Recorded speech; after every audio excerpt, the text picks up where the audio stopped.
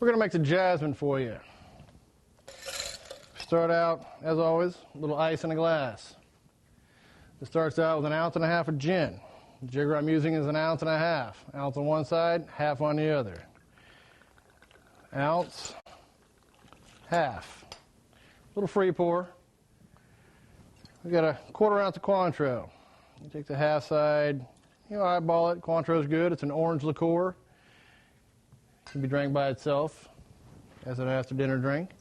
We also have 1/4 ounce of Campari, which is another aperitif for after dinner.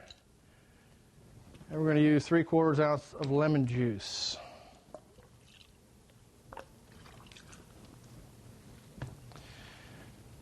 Since we got juice and everything in there, we're going to go ahead and mix it thoroughly.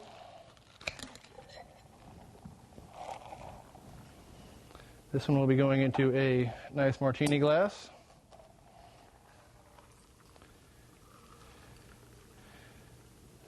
Talking about pretty and pink. Can't beat that. We're going to garnish it with a lemon peel. Jasmine. Cheers.